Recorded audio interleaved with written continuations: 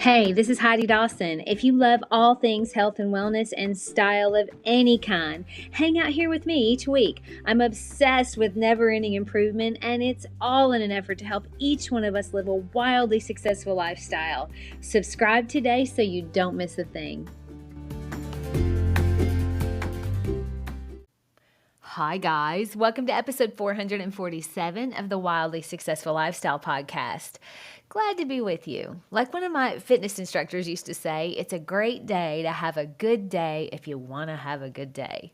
And who doesn't want to have a good day, right? So I hope all of you are having a great day or morning or evening or middle of the night, whenever you're listening. I hope it's a good one. Okay, I know you guys are going to relate to this story. So I woke up this morning and I did my morning things, brushing my teeth and my hair and all the morning stuff. And then I came downstairs and made my coffee, and we'd had several friends over for dinner last night, so the dishwasher was full of clean dishes. So I put them away, and there were a few wine glasses in the sink, so I washed them. And then I made my green smoothie drink, which I've been doing for the last few weeks. It's such a good addition to my nutrition. It feels so good. So then I finally go to sit down and enjoy my coffee and my smoothie. And when I sat down, I noticed how disconnected I felt from my surroundings. And I usually just take it all in, and I feel so connected as soon as I walk into the kitchen in the morning.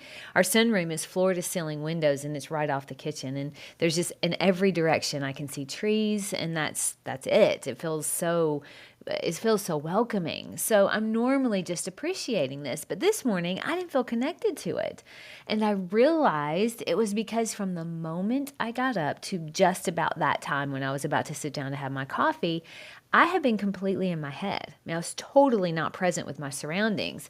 I was thinking about last night and maybe some things that were said and how fun the night was. And I was thinking about, I had a thought about a few things that I had said. My sister-in-law was over, and she and I have a wonderful relationship. I just love her. We have a great time together. And she asked me last night to hand her a vegetable cutting knife from the drawer because I was standing right by it. And I laughingly, and I said, speak English to me, woman, because she is quite the chef, and I would not consider myself to be. So I had no idea what kind of knife she was wanting when she asked for a vegetable cutting knife.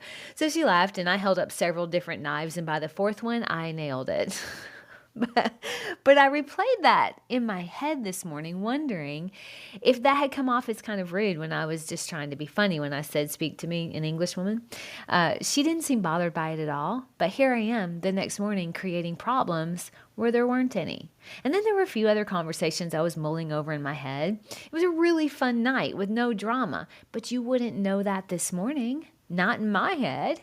So seriously, this is how I started my morning. And as I noticed how not present I was, I also noticed how there was this low-level anxiety that was just kind of in there, and that isn't there in the morning for me usually. I was so in my head that nothing around me seemed even real until I really just stopped and became connected with my immediate environment again. I literally said to myself, wow, you've been in your head for about 45 minutes this morning. I was just going through the motions of the day without even noticing really what I was doing at all. I don't even remember making my coffee. But I'm glad it happened, because that's how I used to live a lot of my life before doing all the thought work and mindset work I've been doing for the last few years, which includes this podcast. But it reminded me how easy it is to become completely detached from the present by focusing on the past or worrying about the future.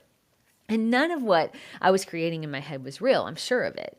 But it was causing me a low-level grade of anxiety when I'm normally in complete zen in the morning. I mean, my mornings are lovely, if I can say that without sounding weird. I cherish my early mornings more than any other time of the day, because that's when I set the tone for the whole day, really. I do my meditation and journaling, and I'm usually extremely present with my beautiful surroundings. My thoughts are very intentional in the mornings because I'm usually so present. So this was a good contrast for me. I'm glad it happened because it shows me there's a lot more work to do, but I'm here for it. But we all do that though, right? I mean, it's just how often can you catch yourself doing it and bring yourself back into the present? My husband Eric was telling me a story this last week of he was standing with his first officer outside waiting to get picked up by the crew bus that takes him out to the airplane. He's a pilot. But when he was standing outside and he saw his boss a few feet away, so he walked over and said hello, and they were chatting, when all of a sudden he looked down and noticed that his flight bag was gone. Now, there were other bags there, but his was gone. So he went from being totally present with his boss to totally somewhere else in his head. Now he's imagining, like, where could he have left it? Did he even bring it out? What could have happened to it? He was so in his head that he forgot he was in a conversation with his boss. He was so in his head, it didn't dawn on him that he totally blew his boss off until he realized that he was looking at the back of his boss as he was walking away. Like his boss just had to walk off. Now, they're friends, so it wasn't a really big deal. And when Eric texted him later to apologize, his boss laughed and said, I was going to ask what was wrong, but I figured something was going on, so I just kind of let it go. Fortunately, he didn't get in his head about it. We have so many opportunities throughout the day to get in our head about things, don't we? And that's one of the most dangerous places you can be, is in your head. Because usually we aren't creating hearts and rainbows up there, if you know what I mean. It's usually creating drama and black clouds. That's why it's so important to be able to notice when you're in your head and bring yourself back to the present. When I'm present, I really see and I hear the person that I'm with. I'm not focusing on how their hair looks weird today or thinking about what I'm going to say next to add to the conversation. When I'm present, I notice how green the trees look today after that lightning storm we had this week, instead of just replaying a conversation in my head and not noticing the trees at all.